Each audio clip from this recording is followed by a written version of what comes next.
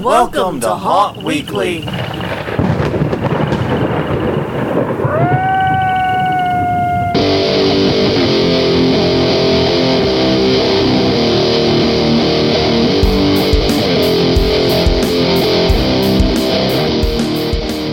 Hello, everyone. I'm Jonathan. I'm Crystal. And this is Haunt Weekly, a weekly podcast for the haunted attraction, haunted entertainment community. Whether you're an actor, owner, or just plain aficionado, we aim to be a podcast for you.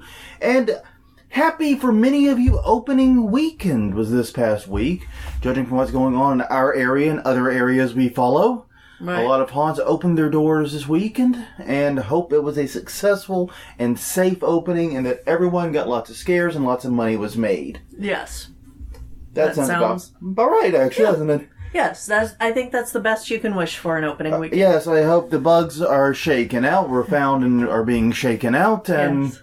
Actors showed up on time, nothing broke, and customers showed up too. Yeah, no, let's see, issues we've seen on opening night, not so our haunt, the fire alarm going off randomly. Yeah. It happened at one haunt we went to. Unable to open due to actors not showing up. Right. Had that one happen, or opening really late because of that. Yeah. So yeah, we've seen some stuff and we've experienced some stuff ourselves in our haunt. Yeah. Hopefully none of that happened to you. Nope. But definitely, if it was your opening weekend, hope it was a great one. This is, of course, if you did not know from the intro, it is Haunt Weekly. You can find us at hauntweekly.com. We are Haunt Weekly on Twitter and Facebook.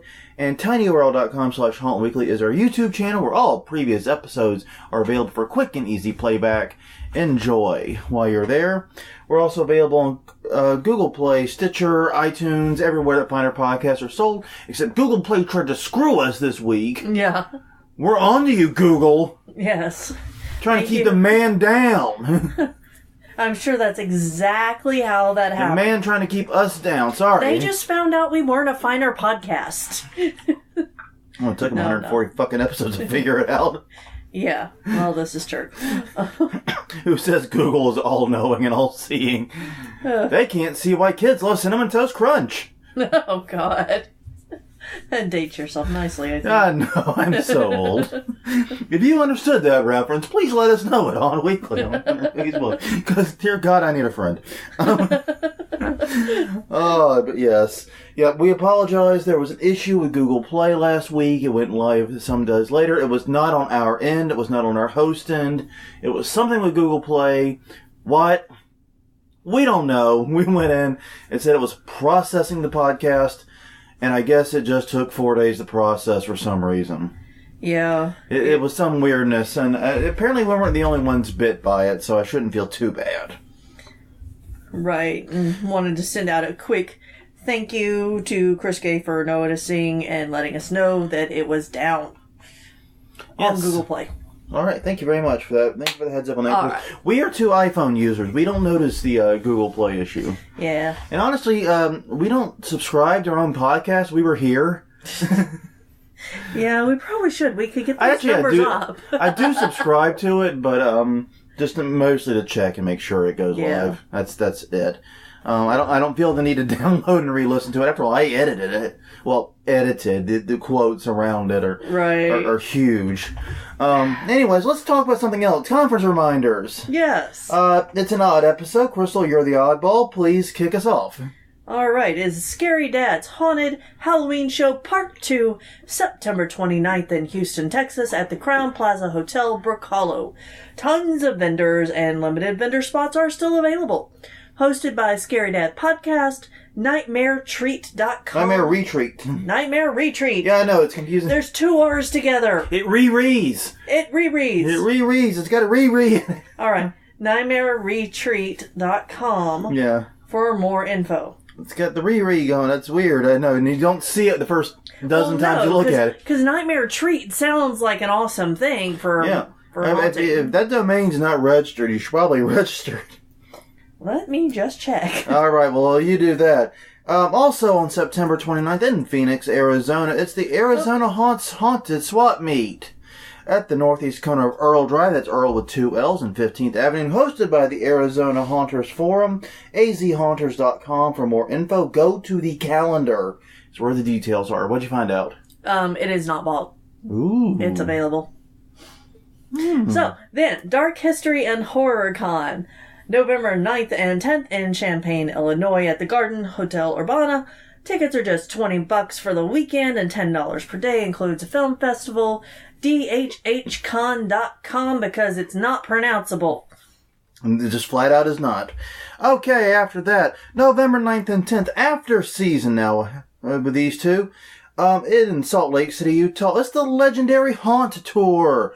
At the meeting at the Holiday Inn Express, will be touring Nightmare on 13th and Fear Factory, among others. Details still to be announced at Legendary Haunt Tour, 2 T's, just like the reread, the 2 T's here, LegendaryHauntTour.com. All right. And then January 25th through 27th, it is HauntCon Halloween and Party Expo here in New Orleans at the Ernest Memorial Convention Center. We will be involved somehow. We've already been talking to people on Haunt Chat about how apparently we're getting drunk and stealing golf carts in the French Quarter now. Well, so we might not be a part of that, but we might hear about that. Oh, that's the part we might hear about. We're not participating in that part. No. Okay. Yes. Well, anyway, hauntcon.com for more info there about the actual, convention, not about whatever shenanigans we get up to. Yes, indeed. The shenanigans, our shenanigans will be on our site, which is hauntweekly.com. Exactly. And Haunt Weekly on Twitter and Facebook. Blah, blah, blah. You gotta get them all in. Okay, after that, February 23rd and 24th in Pomona, California, it's Haunt X, the Haunters DIY Expo at the Fairplex. Details sparse, but coming forth at hauntx.com. Okay, that looks like it. Oh, man. Well, we have... Well, first things first... I'm like, what am I supposed to read next? It's all got lines through it. Oh, that's because we organize our conferences like idiots. Yes. We could do something like a calendar, but no, we have a bullet list. Well, there is a calendar over on Hunter's Toolbox. Which we'll be discussing in this episode, actually, at some length. But yeah. First things first, just in case you were a Google Play user... and didn't hear the announcement last week. Or heard it late. Or whatever. Or you've forgotten, because it's been a week and you've slept since then. It's been a minute. To repeat our announcement from last week, we have dates that we will be available to meet and greet in the Chicago area. October 5th and 6th, we will be joining Jake's Palace and the Lost Souls Bus Tour in Chicago, Illinois. Sweet God, am I excited about this. We've been kind of planning it for a year, but finally the tickets are bought. Everything's coming together. We're going. We have the Airbnb. We've never stayed in an Airbnb before. Yeah. I don't know how any of this works, man. I'm as scared about that as I am the haunts. It's kind of weird. Yeah. Staring at some stranger's bedroom, man. It's bizarre. But yes, we are so excited. We're going to get to meet Brewster Bonesaw. Mm-hmm. It's going to be very interesting. We're also going to get to tour 6 great Chicago area haunts, including Dead Rising, Midnight Terror, Hell's Gate, plus a Lights On tour of Hell's Gate later that night. And then on 6, it's Basement of the Dead, Statesville Prison, and Evil Intentions. And then there's an after party after that. All of this is going to be on a bus with a full cash bar. And basically, it's going to be a rockin' night. 3 haunts a night, 2 nights, and we will be available the 6th during the day. The 6th during the day and the 7th, because we will be there all day Sunday. Yes, we'll be there all day Sunday. So if you're in the area, want to meet up, want to hang out, let us know. We'll be on the north side of the city, right, which is where the tours are departing from. Yeah. We'll be in that general area. But yeah, if you are in that area, want to meet up, want to hang out, do the Lost Souls Bus Tour. Do the Lost Souls Bus Tour. It's gonna be awesome. Yes. And if you're going to go with us to those haunts, let us know. We would like to be able to say hello. Yes. We will be there, Haunt Weekly shirts on, so we'll be easy to spot. Yeah. We will be making our presence known, and I'm sure, depending upon how much alcohol is consumed, quite loudly by the end of it. Yes. I've had enough to drink when I start singing. I gotta say, though, you sing quite well. I didn't say it was a bad thing. It's just, yeah. No, that's usually my first sign to myself. Well, what were we watching where it's like, you gotta drink enough to get over the stage fright, but not so much that you can't sing? Yeah. That's a very delicate line to ride there. It is. But yes, it's going to be awesome. We're really looking forward to the Lost Souls Bus Tour. Yeah. Cannot wait. October 5th and 6th, we will be there. Let us know if you're coming with us, because it's going to be great. All right, and other news. A lot of haunts opening, as we mentioned, was our first weekend visiting haunts. Right. We made it out to New Orleans Nightmare House, which is the place that took over the location of the House of Shock. Right. Now, we're going to do a full review of this. In fact, we're trying to get our studio set up. Yeah. Full video review of it on Garbage Horror. So stay tuned to garbagehorror.com, which is where we do the reviews of haunts. But yeah, basically, haunt season's officially started for us. Yeah. That's what it means. I mean, it is. So it means that we get to plan haunt visits, plus the working in the haunt, plus the day jobs. Plus the podcast, plus the video reviews, plus. Yes. So the video reviews, we're going to try to get them out regularly on Wednesdays and Thursdays. And if we do 2 on a week, we're going to try to do Wednesday and Thursday. Now, what the hell we're going to do when we do 6 in one weekend? We haven't thought that far in advance. 3 a day. Oh, shit. There you go. Yeah, you don't have to edit that crap, do you, Crystal?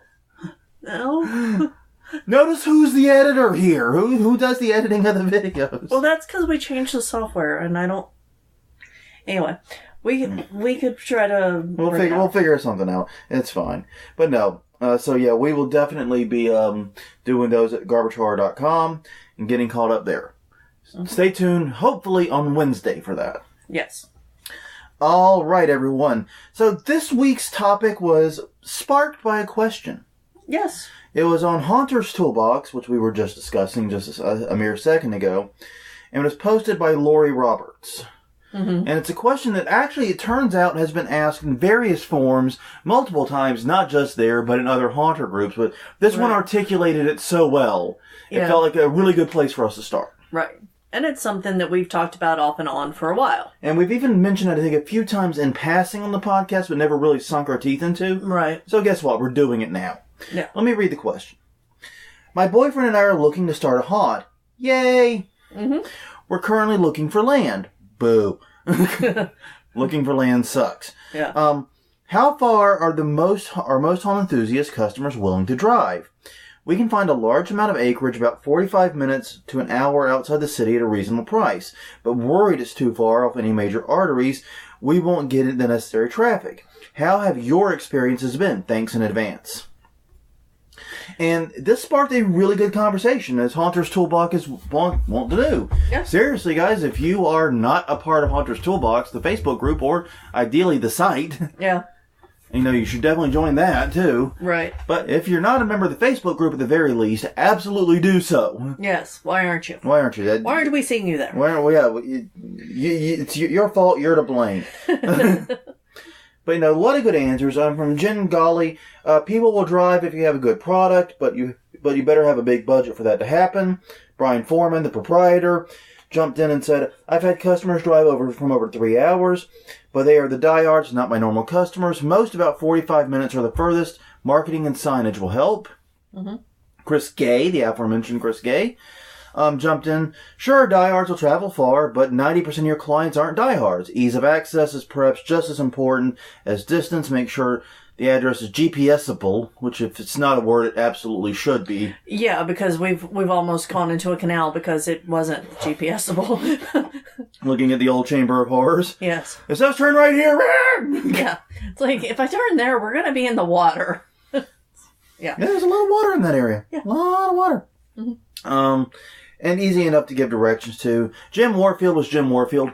Yeah. If you know anything about Jim Warfield, you know exactly what that means. Yes. If you don't know Jim Warfield, go back and listen to our episode where we did an interview with him. Right. And it's easily the most entertaining hour I think we've had. Yeah. Don't know about informative, but it was definitely entertaining.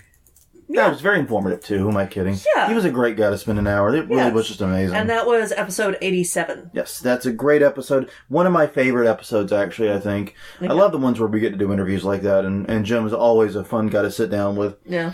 And actually, I'm just impressed we got him to sit for an hour. Yeah. Thinking about it. Having spent a couple of days around Jim Warfield, having him sit stationary for an hour was probably the most impressive part of that. Love you, Jim. And finally, we do love you. And finally, Bill and Niska said, I've personally driven over 5 hours for Haunt, then drove 5 hours back. People definitely make the trip if it's worth it. Make it worth coming back, though, because first-year results may not be a true number as far as what to expect next year, because new haunts pique people's interest. Yeah. And all those answers are accurate. Yes. I highlighted only answers in Jim Warfield who were accurate. Yeah. Because they all had good points, and they all pointed to exactly how complicated this question is. Right. Which is why we wanted to talk about it. Yeah. Because the reality of it is, this isn't a simple question with a simple answer. No. Now, one thing I did try to do when we first decided we were going to cover this was I tried to sit down and find some hard statistics. I wanted like an average. Yeah. What's the average distance a customer drives to a haunted house, a haunted attraction? I could not find that information.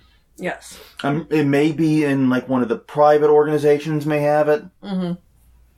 But publicly available, I did not see it. Maybe I've got the wrong search terms.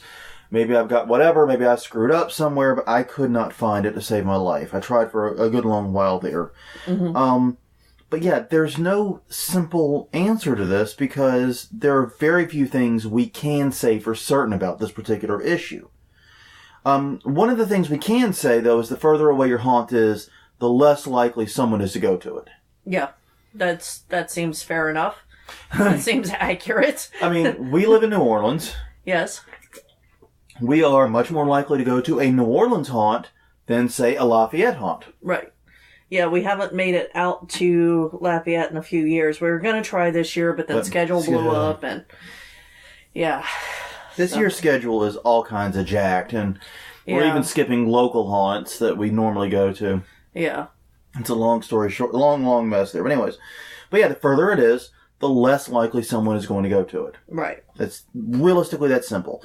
And the reason is because there's two costs associated with every haunt. Well, every attraction, really. Yeah. But every haunt, since this is Haunt Weekly and we focus on haunts. Really? Yeah, I know, crazy idea, right? We don't just do random asides about people we've had on the podcast for 10 minutes. No, never. No. We never go off the rails. No. But there are two costs. One is obviously money. Right. The ticket price, but also the price in gas and snacks and whatever to go. There's other monetary costs, but mostly we're thinking ticket price there. And the other is time. Yes. And haunts, we tend to be pretty bad at thinking about the time cost. Yeah. Because time is valuable. Yeah. Time is really valuable. Technically, according to some people, time is money. Exactly. So really the costs are just money squared. Yes. I don't know how this one works. That seems I'm not right. good at this math.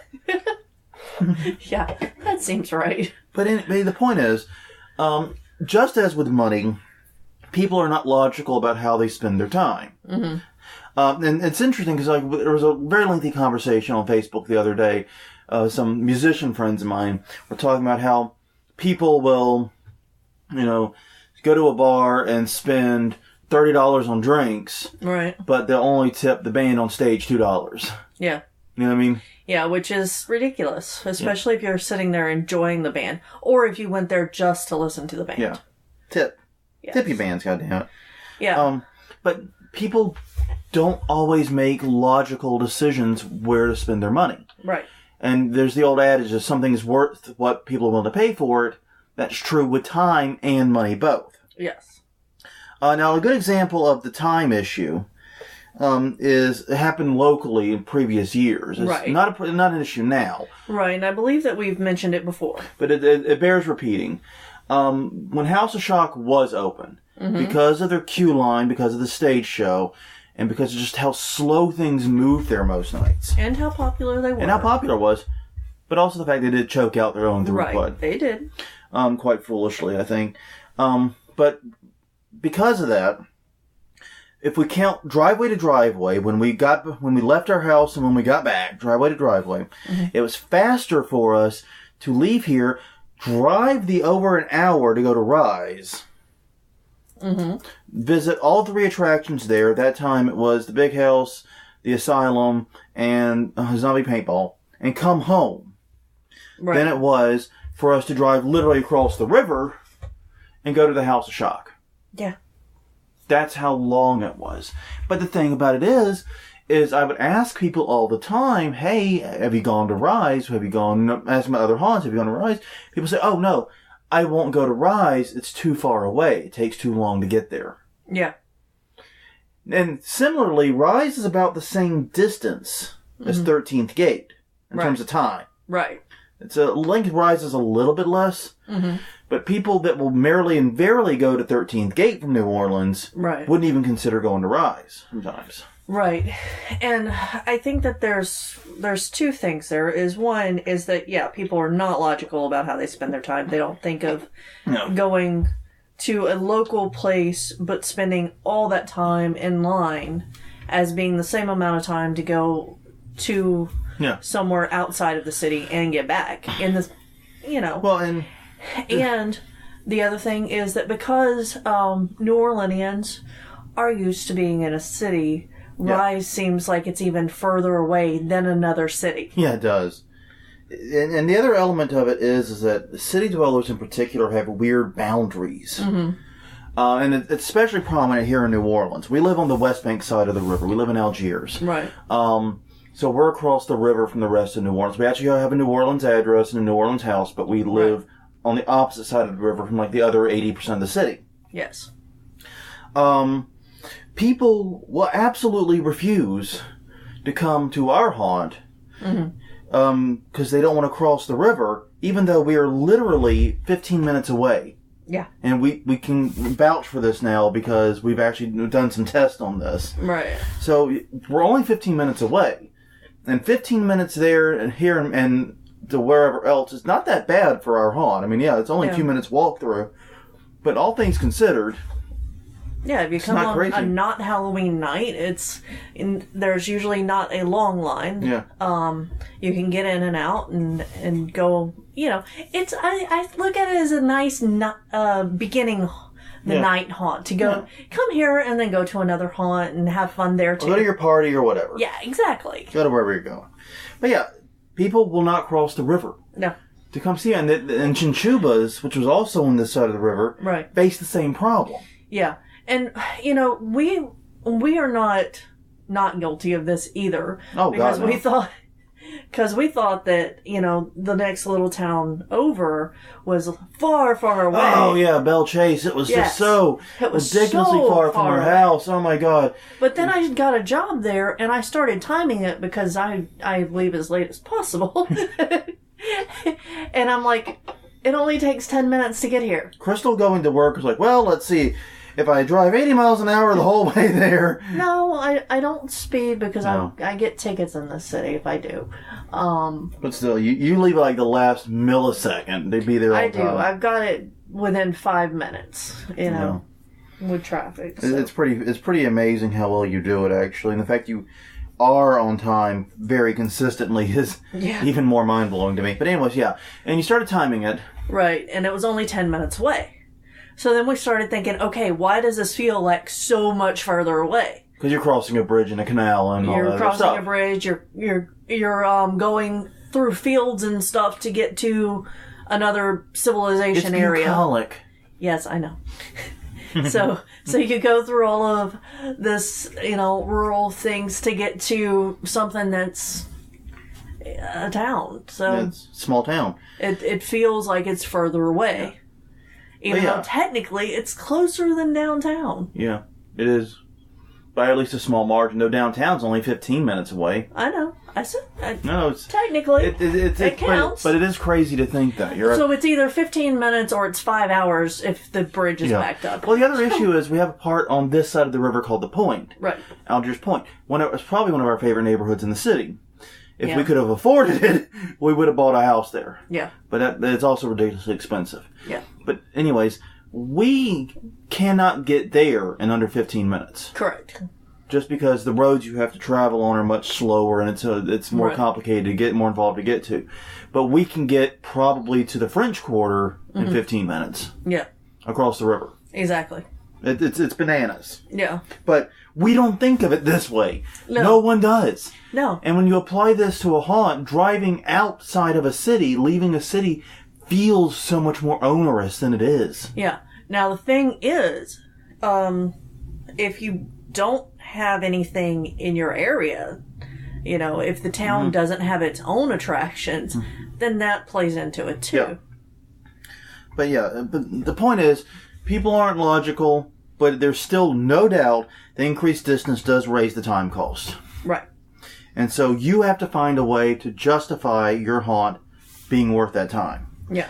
Okay, the next statement we can definitely make, though, is that generally speaking, those who live rurally are comfortable driving further distances. Yes. I mean, if you have to go 50 miles 50 miles for a Walmart, driving an hour for a haunted house ain't a big deal. No. And people who live in the country will definitely go to the city on weekends. Yeah. And part of it's because if you live rurally, you don't have access to public transit, and all the stores and things are not walking distance. Right. Having a car, having your own transportation is life and death, quite literally. Yeah. So, basically, this is why it's easier to get people from the country to come to the city rather than vice versa, because people in the city, especially if it's one with really good public transportation, may not own a car. Yeah. They might not even have a way to get to your haunt. Right. So, yeah, maybe you have this whiz-bang haunt that's only 30 miles outside the edge of New York City, which it does get really rural really fast. Maybe you got that, but a lot of New Yorkers ain't going to have a way to get there. Yeah. So, something to think about. Yeah, I mean, we know that some of our friends who weren't able to make it to the oddities market because they don't have cars. They live here and they take public transportation everywhere. In the Elaria Center, and public transportation in New Orleans is horrible. Yeah. It's abhorrent. It truly is. We have a bus network. It runs at odd hours. It doesn't go where you would expect or think it should. Well, we have a friend who lives on the other side of the river and works on this side of the river. For us, it's a 15-minute drive from her work to her house. It takes her over 2 hours on public transit every day to get to work. Yeah, I don't have the patience for that, man. No. Yeah, but the other fact that's definitely for sure is that diehards will drive long distances for your haunt. Yes. But you can't run a haunt on those. Nope. That's like trying to build a business around the two of us. Yeah. I mean, here's the thing. Yeah, okay. We went to Atlanta. We drove to Atlanta last year. We're flying to Chicago this year. We're mad bastards like that. Yeah. How many people like us are there in this country? A few hundreds, maybe a few thousand? Yeah. I mean, a country of 400 million, how many people routinely fly or drive out of state for haunts every season? Yeah. Who don't have some kind of monetary reason for doing it. Who just do it for personal enjoyment. Yeah. The numbers can't be that high. No. They just can't be. Yeah, there's probably, like I said, a few hundred of us, maybe a few thousand of us, but you're not going to run a hunt of that because you'd have to get every single one of them every year at the very least, and it's impossible. Yeah. So, because of that, in general, it's best to target your local population. Right. And one suggestion that was in the post that I think was very, very good is to think about it in terms of time, not distance. Distance doesn't really matter. Right. 10 miles on a 60-mile-an-hour road is the exact same as 5 miles on a 30-mile-an-hour road. Yeah. It's not helpful. This is a time cost and a distance cost we're talking about. Right. Now, here's a good example of this that we ran into was the original Chamber of Horrors here in New Orleans. They opened up in Laplace. Yeah. And that's about 45 minutes to an hour outside the city. It's a small town. It's an actual town. Right. It has, like, people and stuff. Yes. I've checked. People live in Laplace. Yes, I have a coworker who commutes in every day. Whoa, from Laplace? Yeah. And it's a 40-minute drive. Yeah, no kidding. Yeah.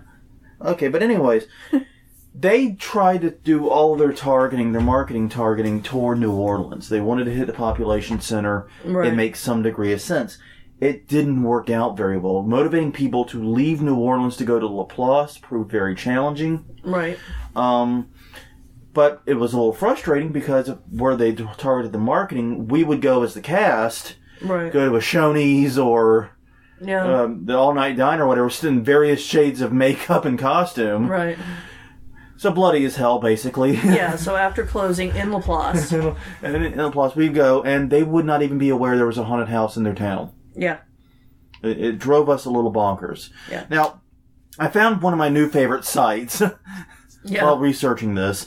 TimeTravelPlatform.com. Travel time platform. Sorry, time. Well, Time Travel Platform would be really good. But no, it's TravelTimePlatform.com. You're absolutely right. TravelTimePlatform.com.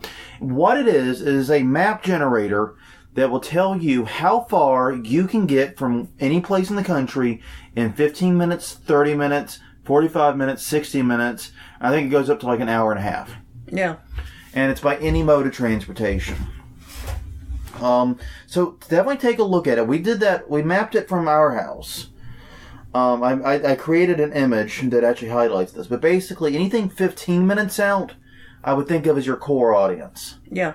Those are the people who are going to make up probably a small majority of your attendees, especially if you're in an urban environment. Right. But they're the ones that really are going to be your focus. 30 minutes is where you're going to get the bulk of your audience. Mm-hmm. 45 minutes out, you've probably got nearly everyone who's ever going to go to your haunt. Yeah. Now, a couple of whack jobs like me and Crystal might show up. But as far as like your actual regular customers, that's probably about your boundary. And 1 hour, I would say, is the very edge of what is possible and practical. Right. And this is not the huge national haunts that people make vacation trips to go to that we're talking about. Like Netherworld and Erebus. 13th Gate and all of those. Haunted Overload. Right, exactly. They're not... We're talking about just average haunts that are awesome. No, awesome haunts, but yeah. But yeah, so what I would do is I would take that map, TravelTimePlatform.com. I'll say it right one more time. Yeah. Try to make up for the mistake. And look at basically what you get in each of those zones and estimate the population that's available. And that's your potential audience. Yeah. I would start there. It's a really, really useful tool. Now, the question is, and going back to the original asker, they're kind of right at the outside of that range, what I would consider to be reasonable. Mm-hmm. So how do you extend that range? How do you convince people that maybe are on that cusp and that 30 minutes to 1 hour range where they can do it, but you gotta, give them a really good reason. You gotta make it really worth their while. They're not gonna do an impulse trip to your haunt. Yeah, in that probably range. not. No. And, these are the people that are gonna have to think about it a minute. Well, the first thing to do is offer a better time deal. Yeah. Focus on that time deal. Basically, offer additional attractions to either your own or other people's. Right. There's a reason, a very, very good reason, used car lots open in giant clusters. Mm-hmm. It's to create a time advantage. They know that they're probably getting people who might be traveling far distances, often without a car. Yeah. Because they're selling fucking cars. Yeah. Well, they might be doing trade-ins. But you know what I mean? But a lot of times they aren't going to have cars. That's the whole point. So they might be getting rides or whatever. They might be struggling to make making the trip. Right. You get a whole bunch together, and the buyer goes, well, I don't know what I want. I don't know what kind of car I want. But I know there's a whole bunch of car dealerships on this road here. I can just start there and make my way through it. Right. It's a better time deal to have a bunch of car dealerships together. So in a weird way, even though they're competing, it's a symbiosis. Right. Now, we did see one haunt that was in Lafayette. It was Trail Haunt that had coupons. If you brought your ticket stub in to a local restaurant that stayed open late, specifically on the nights that the haunt was open, you could get $5 off your meal. Yeah. So that was nice because we went and ate there. It was good. Yeah, it was. Got burgers. It was good. Yeah. But yeah, then that plays to the other things to do. Right. If all you've got is a haunt and it's a 15-minute walkthrough or a 20-minute walkthrough or even a 30-minute walkthrough and that's it. Yeah. It's going to be tough to motivate people to drive an hour for that experience. Yeah. Yeah, if there's nothing else around you, then it's going to be difficult. Yeah, it's going to be rough. So and other things to do, like I said, it could be things like having food and drinks on site. Yeah. Hey, have a bar. If you can, especially a bar at the exit, as we talked about previously. Yes, but we don't want to encourage people to have to drive 45 minutes back after being at your Fair bar. enough. But, escape games, concerts, VR and experiences and whatever, these are all things that pad out the experience time and keep people on the property longer. And the longer they're there, the longer they're being entertained, the better that time value gets. Right. It may not make a better money value, depending upon how you're charging all this, but the time value gets better because a lower percentage of the time goes to transit. Right. And yeah, just keep, and thinking of it that way, thinking of it instead of like dollars per minute, think of it as, driving time per minute experience, if you will. Yeah. Look at how long people are going, look at how long they're staying there, and try to figure out if you're offering a good time deal. The next thing you can do is marketing. Yeah. Now, we've talked a lot about marketing, so I'm not going to go back and repeat everything we've said in this area. But yeah, basically, you can focus your marketing very intensely in the areas you're trying to reach into. Now, like I said, we've done a ton of podcasts here, but just remember you're going to need at least 3 touches on everyone to have a likely sale. I know that sounds creepy. Yes, it does. Touchy, touch. No. But they need to hear your radio ad or see your flyer. They need to get your name in front of their eyeballs or in their ear holes at least 3 times. Right. And honestly, if you're trying to convince them to make the trip somewhere, probably more. Yeah. Yeah, I would agree with that. And I would even try to promote it as going away from the city would be part of the experience because you're leaving civilization, so you don't know what's actually going to happen out there because there's not like... Yeah.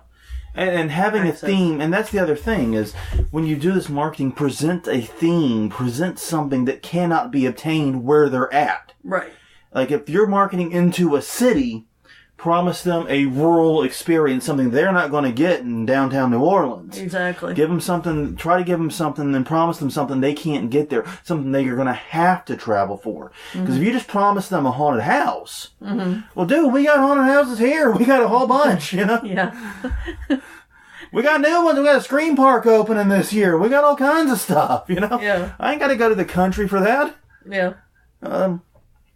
Yeah, and one trick to pull out if you're doing this, if you're reaching into those markets, is promote how close you are in minutes. Yes. And say the words, just 30 minutes from downtown. Yeah. Or, it sounds so stupid. It does. And we didn't put it on. I know. We were talking about this earlier, and I'm like, we're fucking idiots because nowhere in our marketing have we put 15 minutes from downtown. Yeah. And we should have, and it's being corrected. Yeah, we're going to correct it. We can't correct it on the flyers. No. Those are printed and distributed. Yeah. Well, we can correct it on the website. Right. But here's the thing. Even if 30 minutes is a ridiculously long time to drive for your haunt, saying just 30 minutes from downtown or just 45 minutes away minimizes it and makes people like, oh yeah, I can do that. That's no big deal. Yeah. And it at least minimizes the perception of the time cost and helps get them out there. Yeah, it does. Because, I see ads all the time for hotels on this side of the river. They're like, just 15 minutes from downtown. You can be in the French Quarter in 15 minutes, and technically correct, yes. Technically, if you have a car, you can, but... Or a teleporter, one of the other. Yeah, exactly. And if you're trying to get there by public transit, it might be a while longer. Yeah. Uber it or Lyft it. Yeah. Another thing you can do, though, is provide assistance in getting there. Shuttles can be a very, very useful thing. Consider doing a nightly shuttle from somewhere in the area downtown, kind of like what Lost Souls is doing. Yeah. But, just directly your haunt. And you might even be able to do things like sell food and snacks on it. It might be able to be a revenue center, even if it's a free shuttle. Yeah. But something to think about there. This way... Sell your little glow necklaces and stuff on the bus so that they don't have to go through the the store part. And you paint the bus with your logo. It's a billboard. You got advertising out of it. Yeah. Bingo, bango, bongo. You see? Yeah. Things are happening here. But no, I mean, the idea of... I really kind of dig this idea because one of the reasons the time cost seems so high is because you're driving and you can't do anything else with that time. Right. You can't play on your cell phone. You can't, listen to Well, you can listen to podcasts, I guess. Yeah. Yes, you could listen to us. We're Haunt Weekly. Please don't fall asleep and crash into a tree. Oh. Well, I mean, last year, whenever we were driving in Atlanta, we recorded notes on all of the haunts. Yeah.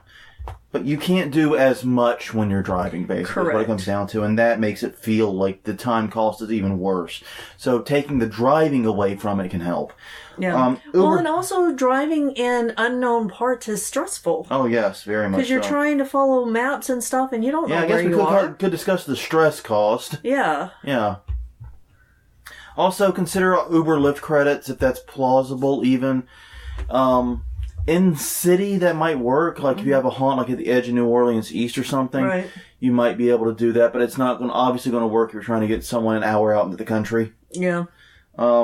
And if public transit's available, offer guidance for how to take public transit, and maybe even reimbursements for the bus fare or whatever. Right. A discount on the ticket if you prove you came here via public transit or something. Yeah.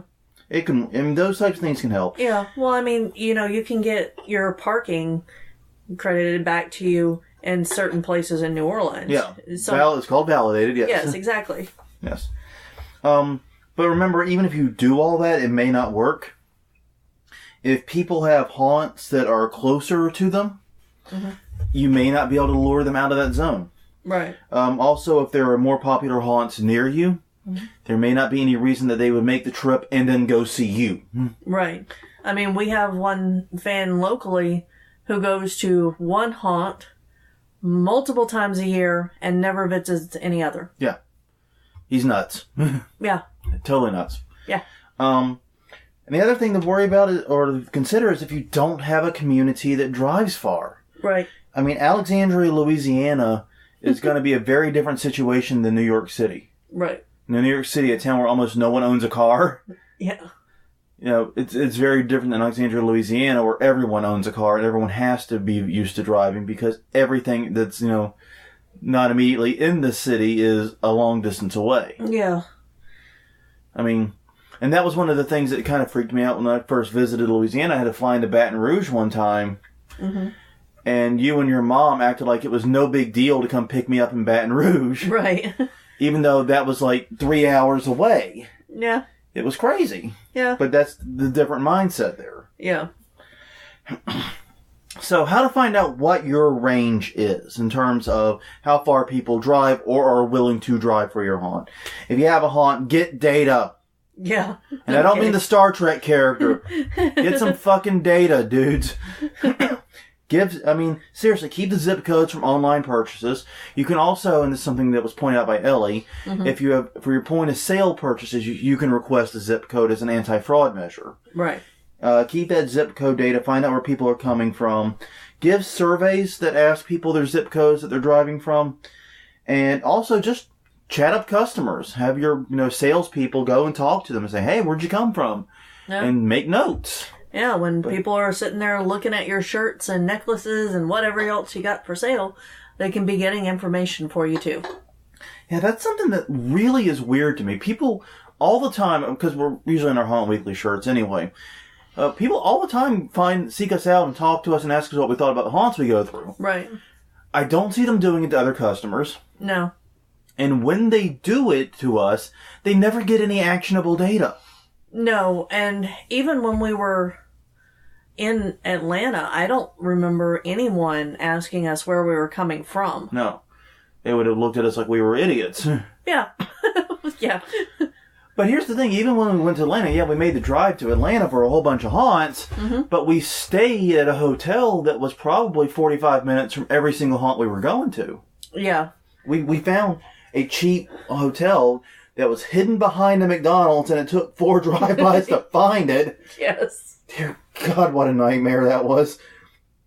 Turns out you have to cut through the McDonald's parking lot, go past the drive-thru. Oh my god. Not even making this up. No, and then do the snaky thing in the back. Yeah. Windiest goddamn driveway. Anyways, whatever. But it was centrally located between clusters of haunts. Yeah, there were 9 haunts within 45 minutes of it, easy.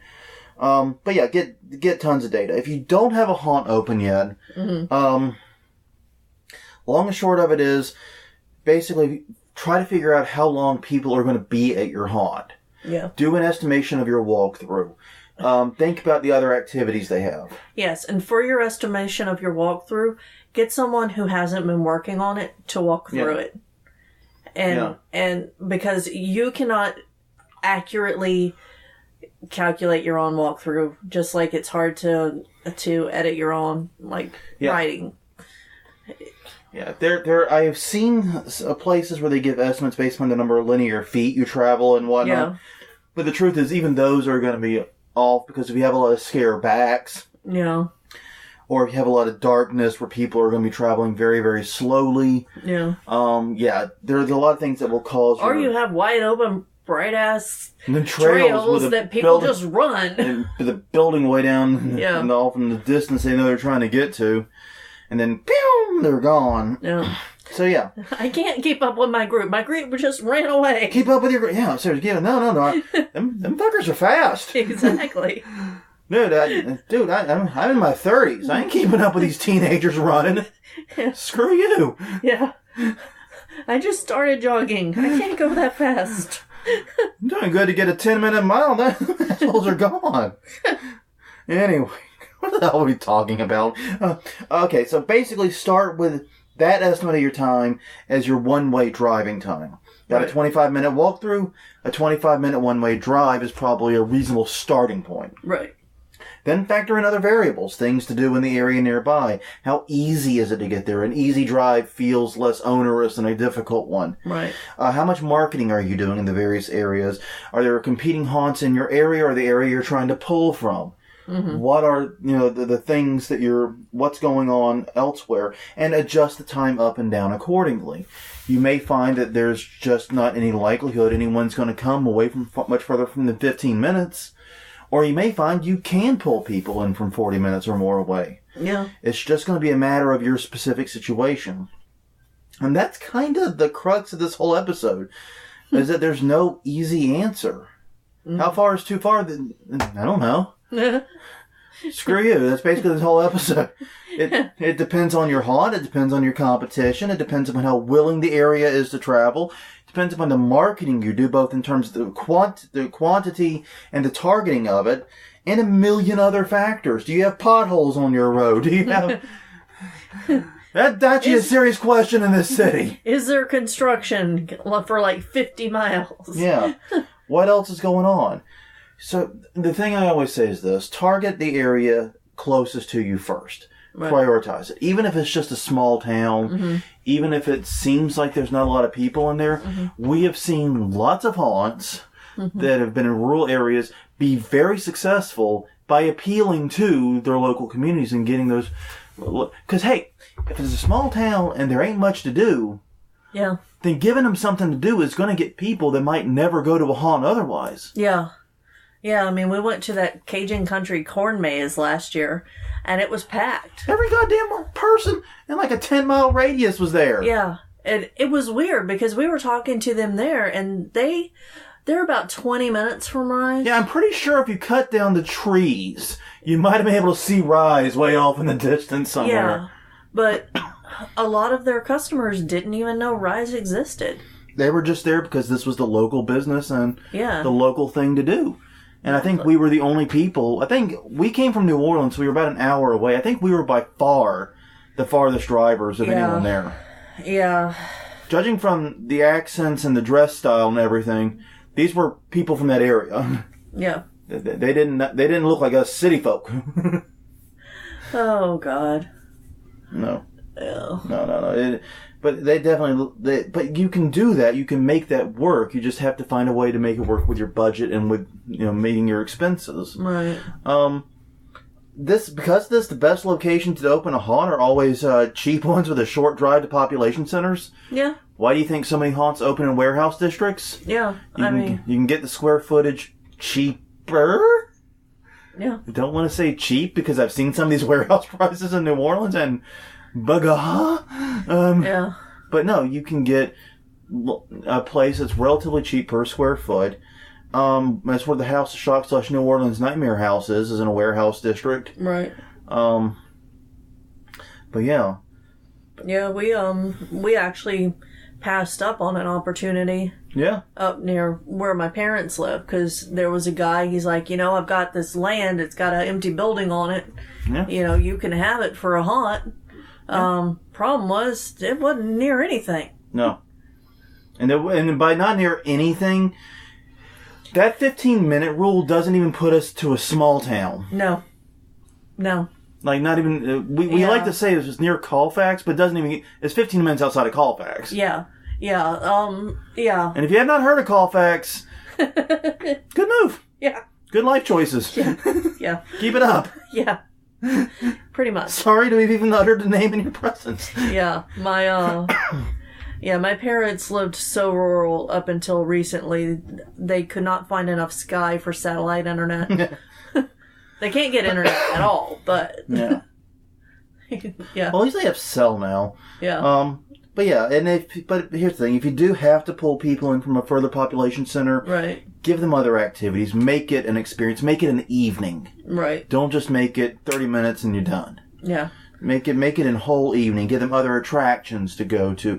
This is how the haunt that was in Monroe lasted as long as it did. Right.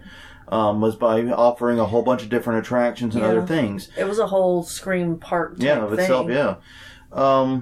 Work with other businesses. We talked about Fright Trail. Yeah. Doing the deal with a local restaurant. Things like that can help. Mm-hmm. Yeah, try to make it a full evening, not just a 30 minutes and done, not just a part of an evening. Because if you're telling them to drive 30 to 45 minutes out there to see you and 30 to 45 minutes to go back, they're not going to do that for just part of their evening. That is their evening. Right, exactly.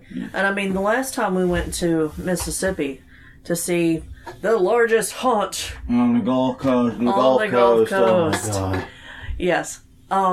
Remembered. Talking about time sinks. Oh, man. That was one of them. And not because the haunt was so big it took that long to get through. No.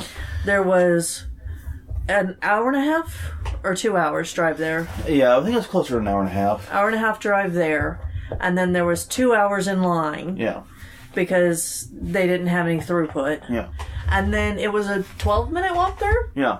12 minutes. Yeah. Yeah, there's no way we were coming out with the impression we need to do this again next year. No, and we haven't been back. With 12 minutes after all that. The time cost does not check out. No. I would be tempted because that was like their 4th year. I would be tempted because it's been around for a little bit longer to check it out now. See if they've worked out any of those bugs, but I'm not optimistic. And honestly, there's nothing else really nearby it. Exactly. There is nothing nearby. So we would be taking a huge gamble. Yes. To give them another chance. The best part of that trip was finding a random Whataburger. Oh, God, that was on the awesome. way back. That was awesome. So, yeah, next tip to get people to go to your haunt if it's outside of range, be near a Whataburger. Or an In-N-Out. There you go. We solved the problem. We're done here. We can back it up. Steak and Shake. Steak and Shake will work too, yeah. Steak and Shake will work too, man. God. But yeah, no, this is such a good question. And it really... Because it immediately sparked a conversation between us. Right. And we just kind of halfway through the conversation said, we should record this. Right. Rather than, giving it to nobody, we should actually record it and get an episode out of it. Yeah. So we did. Yes. Yes, that's what this was. Well, on that note, everyone, thank you for joining us down this journey of ambiguity lane. Yes. Sorry we don't have hard answers for you, but there are none in life, really. No. Well, I guess there are a few, but not this time. Not this time around, at least. But thank you very much for joining us. Once again, this is Haunt Weekly. You can find us at hauntweekly.com, Haunt Weekly on Twitter, Haunt Weekly on Facebook. Please follow, like, subscribe, share, all those things on those sites. I forget what social media does. Also, tinyurl.com/hauntweekly is our YouTube channel. If you missed an episode, maybe it's not in your podcast player, nap off there. You'll find it. The entire archive is there for your perusal. And until next time, I'm Jonathan. I'm Crystal. And this was Haunt Weekly, episode number 147, asking the question, how far is too far? We'll see you guys next time, which is 148, divisible by 4, so we're doing the news. We'll see you then.